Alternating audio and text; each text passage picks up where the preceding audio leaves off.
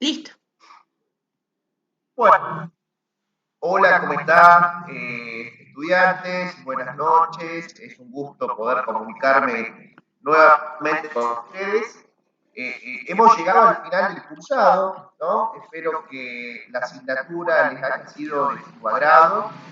Eh, perdón, no nos estamos formando para ser filósofos, historiadores, mucho menos, pero más que nada esta materia, yo había comenzado, ¿no?, este curso con una pregunta un poco retórica sobre cuál es la función que tiene una materia teórica como filosofía en una carrera en la cual se están formando para ser programadores y programadoras, ¿no? Sistemas. Bueno, esto, yo dije en un principio que esto trasciende la mera formación profesional. Yo soy partícipe de que en realidad todas las materias de formación, y creo que estamos yendo hacia eso, superior y universitarias, tendrían que tener una parte social, ¿no? Es porque todos y todas y cada una de ustedes forman parte de una sociedad en la cual considero que estamos atravesando una coyuntura, ¿no?, a escala regional y también latinoamericana, a donde la mirada crítica es fundamental.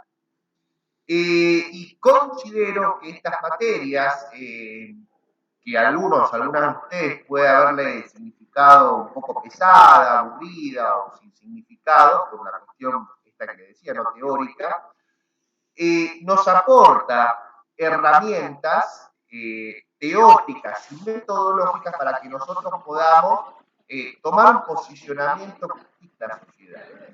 Y yo me quiero detener un poco en esta idea del posicionamiento crítico en esta última clase. Yo tengo acá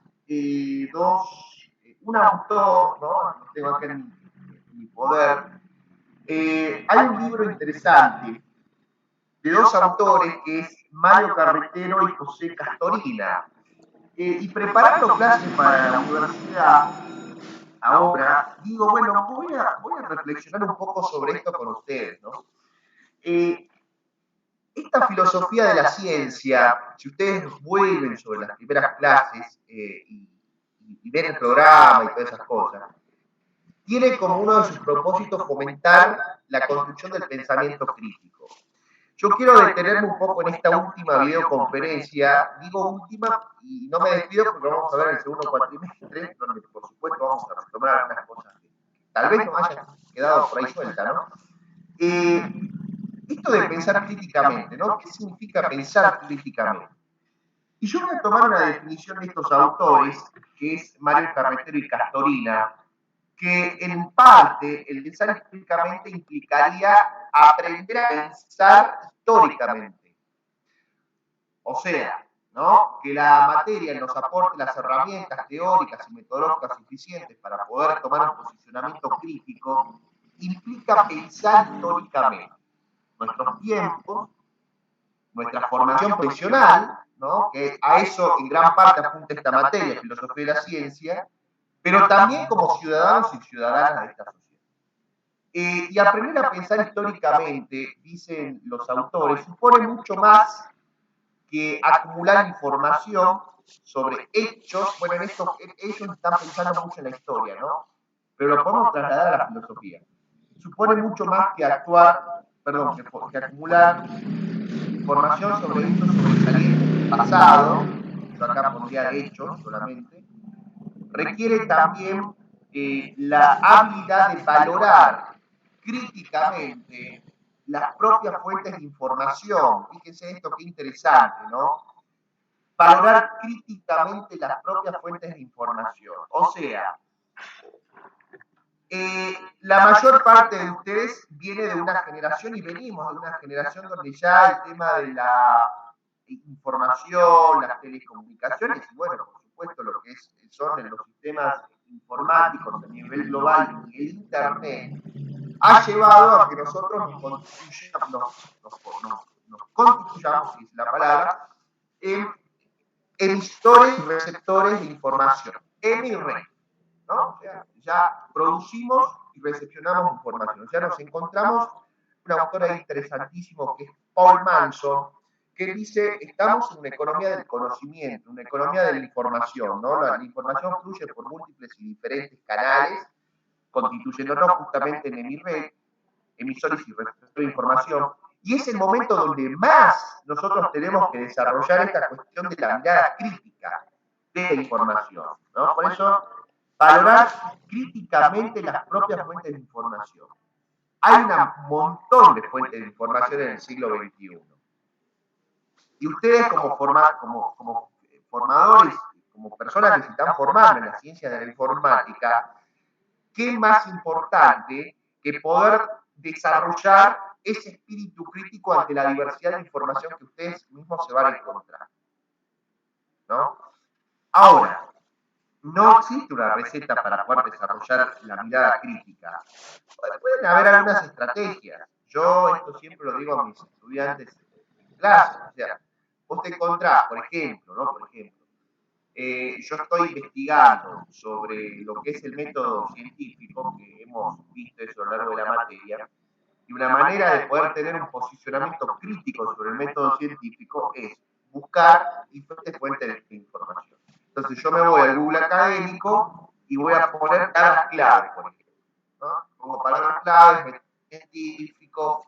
Bueno, este es el momento donde yo les preguntaría a ustedes, si estaríamos en vivo, cuál es el contexto histórico del método científico. Sé que como ustedes son muy estudiosos, me van a responder que es el siglo XV, que tenemos a un filósofo, ¿no?, muy referente, que es René Descartes.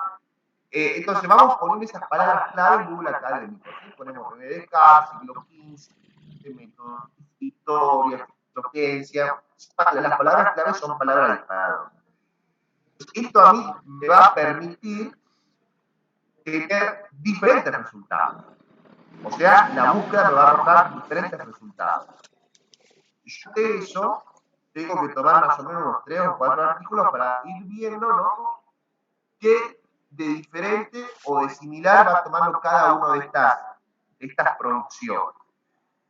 Esto me tiene que pasar en la vida. Esto me tiene que servir para mi vida. O sea, no quedarme solamente con una mirada de los sucesos, los procesos, los acontecimientos, de los hechos, ¿no? Esto es en general, digamos. Cuando yo voy tomando diferentes miradas, yo voy construyendo mi propia perspectiva al respecto.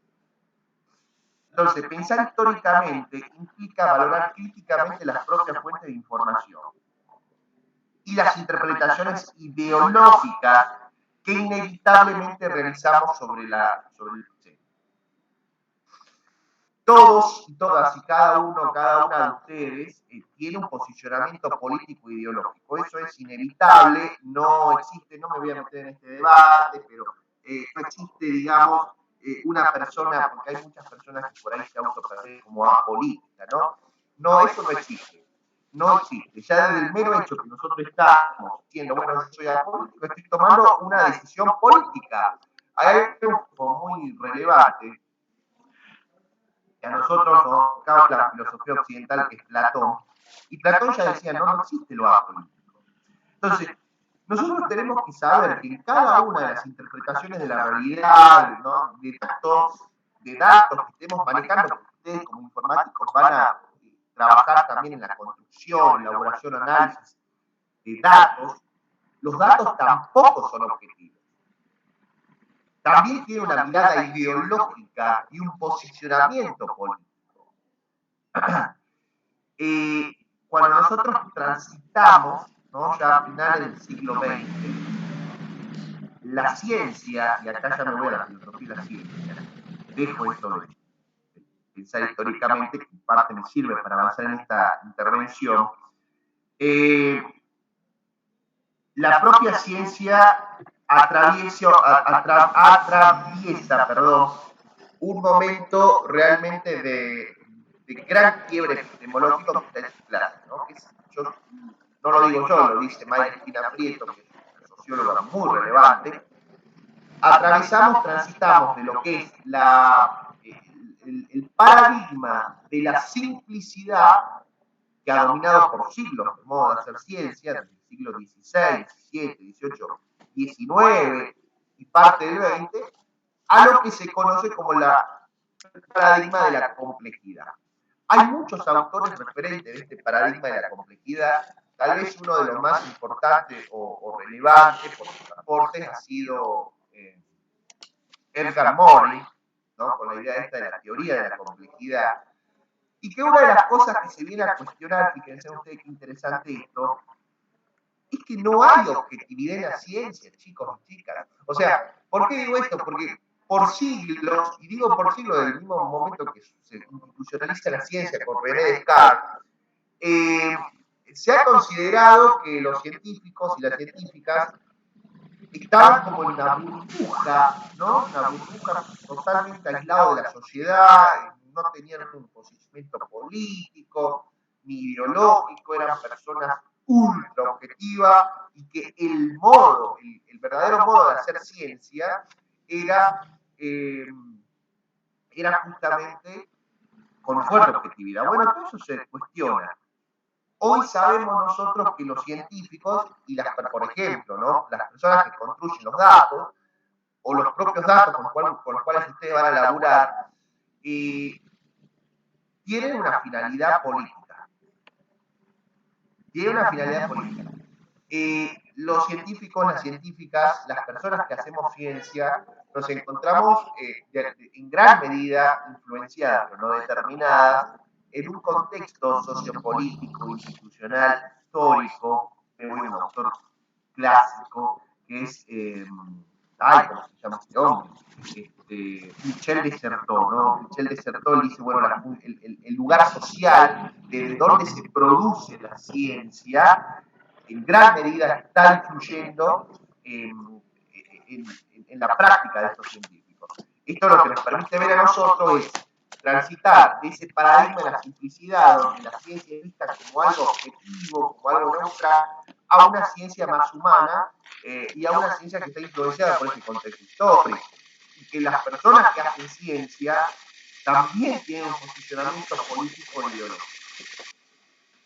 También hay citar a Bourdieu. Nosotros vimos, ¿se acuerdan cuando nosotros veíamos esto del campo científico, ¿no? De Bourdieu.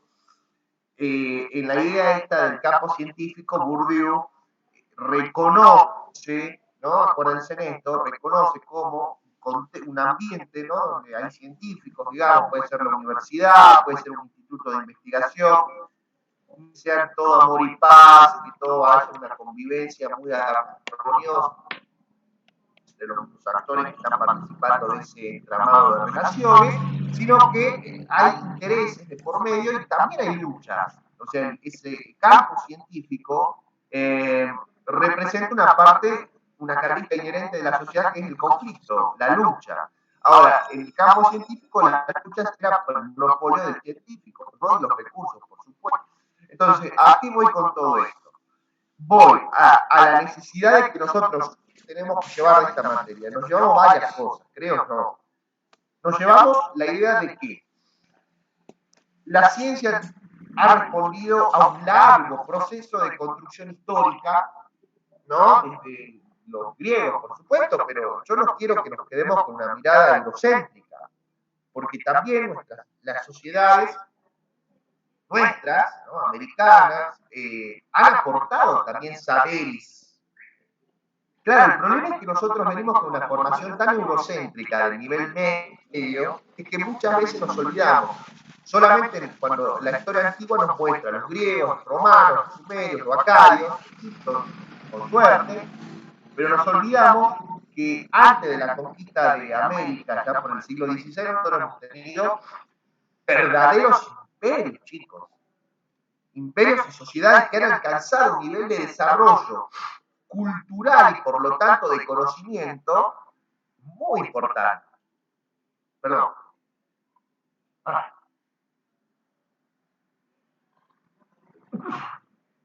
Estamos en la época de las alergias. Muy importante, y me estoy refiriendo a los mayas, los aztecas, los incas, pero como las culturas más conocidas, ¿no? Pero si yo me voy más atrás, yo los puedo citar a ustedes. Chavín, Huari, Nazca, Tiahuanacu, O sea, cada una de esas sociedades que han habitado América han aportado también conocimiento. Quiero que nos llevemos esa idea. Una, entonces, que la ciencia es una construcción histórica, por lo tanto social. No podemos pensar las teorías científicas, los aportes de la ciencia, por fuera de un contexto histórico. Bien. Dos, los científicos se termina realizando en el siglo XV con René Descartes, es el resultado de un momento donde el propio mundo, ¿no?, donde los continentes más poblados del mundo entran en conexión entre sí. Acá hago un paréntesis, o sea, yo estoy refiriendo que el conocimiento científico es el resultado de la primera globalización que ocurre en el siglo XVI, sin los conocimientos americanos, sin los saberes australianos, sin los saberes africanos, y ni hablar de Asia, hubiera sido imposible tener una ciencia.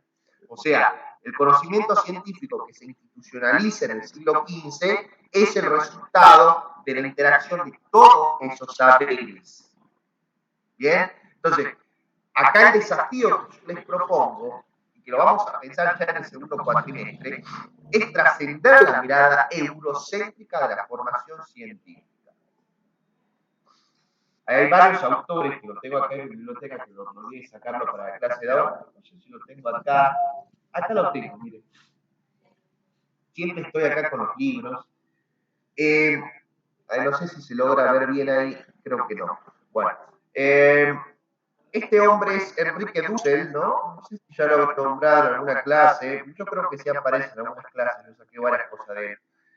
Hay un libro que vamos a leer, lo vamos a poner muy teórico, más teórico que ahora en el segundo cuatrimestre, mucha teoría y mucha historia vamos a ver en el segundo cuatrimestre, porque él acá habla, Enrique Dussel es un filósofo, ¿no?, americano, latinoamericano, perdón, y él viene, una de la teoría, ¿no?, la gran teoría de este hombre, que aparece en su libro, en este libro que se llama El primer debate filosófico de la modernidad, es justamente como Europa, cuando Europa occidental no era nada, que era una periferia más del mundo, que ha sido siempre periferia del mundo, al menos en el siglo XIX, que todavía el centro del mundo era China y el espacio asiático, con la idea del conocimiento científico, Europa occidental niega, ¿no?, que esos conocimientos científicos se ha construido a partir del contacto, muchas veces violento, como la conquista, con otras espacialidades no europeas, ¿sí? Entonces, lo que nosotros hoy estudiamos como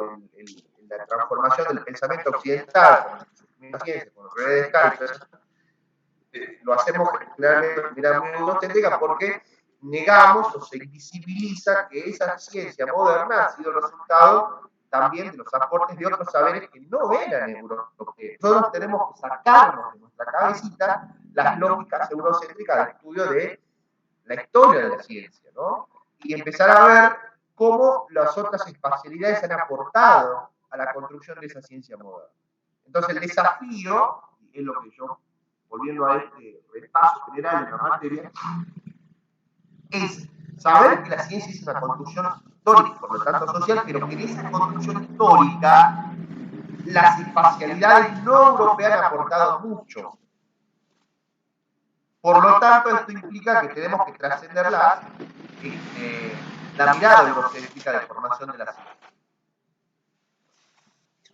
Dos, la necesidad de mirar la ciencia desde un punto de vista ético.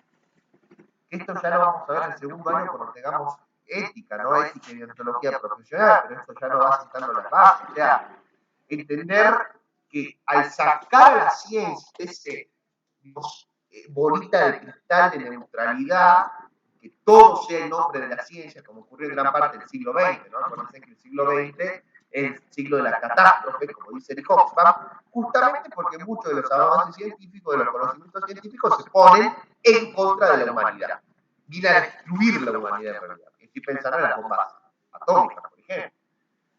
Entonces, al mirar la ciencia desde un punto de vista ético, esto va a implicar entonces, ¿no?, que la ciencia es una práctica social y por lo tanto se puede equivocar y muchas veces se equivoca porque quiere equivocarse.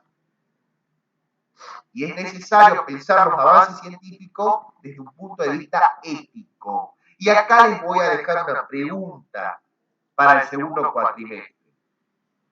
En el gran avance científico, a mi juicio, de los últimos meses, que es la inteligencia artificial. ¿Es ética la inteligencia artificial?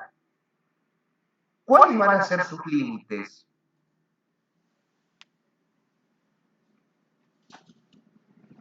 ¿Alguien ha reflexionado ya sobre los impactos y los efectos filosóficos y éticos de la IA o no? Bueno, ¿cuáles van a ser a largo plazo las consecuencias que pueda tener en la humanidad? Es un avance científico de la informática, sin lugar a dudas, por eso estamos reflexionando acá. Yo particularmente sí la uso. Ahora, no comparto con las personas que tienen una mirada muy apocalíptica de esto, yo no creo que nos termine haciendo el fin del mundo ni esas cosas, pero sí creo que nosotros nos merecemos un debate interdisciplinar, que voy a ver si lo podemos organizar para el segundo cuatrimestre en el instituto, y los vamos a invitar para ver si se pueden acercar. Nosotros formamos profesionales informáticos, y esos profesionales informáticos, yo estoy convencido, esto siempre lo conversamos con la rectora, de que tienen que tener una formación integral, o sea, que no solamente se queden con el gran conocimiento que ustedes salen en informática, sino que puedan salir con un pensamiento crítico, que a ustedes puedan reflexionar sobre todos estos avances. Vamos a ver si podemos organizar algún encuentro, alguna jornadita pequeña sobre esto que merece debate, que mejor en un espacio donde se están formando para esto. Entonces, ¿a qué voy con esto? La necesidad de pensar los avances científicos de una mirada ética. Y por último, que es en la última clase que ustedes ya la tenían hace rato, América Latina, ¿no? Bueno, a ver, ¿cuál es el escenario del desarrollo científico y tecnológico en América Latina para el desarrollo sustentable? Yo creo que estamos muy lejos de alcanzar los objetivos del desarrollo sustentable, a pesar de los evidentes esfuerzos de algunas organizaciones internacionales como la CEPAL, pero pensemos esto, que la inversión en ciencia y tecnología es muy desigual en América Latina. Eso hablé un poco yo en las últimas clases, cómo esa escasa inversión o políticas públicas hacia la ciencia y la tecnología de calidad implica también un incremento de las desigualdades históricas en América Latina.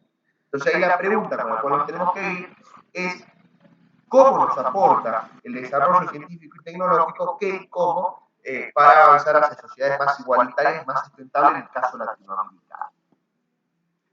Bien, bueno, entonces nos vamos entendiendo que la filosofía y la ciencia no es lo mismo que la filosofía, es una subrama que estudia justamente la formación histórica de la ciencia, reflexiona sobre las diferentes teorías científicas y el contexto de producción que le dieron origen, piensa éticamente el papel de la ciencia en el siglo XXI, y vaya que el siglo XXI nos pone desafíos para empezar ya a transitar no hacia una interdisciplinaridad, sino hacia una transdisciplinaridad donde se puede integrar los múltiples saberes que constituyen el planeta.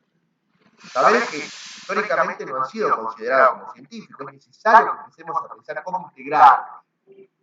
Hay un autor que me viene ahora a la cabeza que es Boaventura dos Santos, que él habla de una ecología de los saberes, que me parece muy bueno, que todos estos autores, vamos a ver en el segundo cuadro de todos modos, saberes que integramos, ¿no? Bien, chicos, chicas, de mi parte ha sido un gustazo encontrarnos por esta parte, lo vamos a seguir viendo, por supuesto.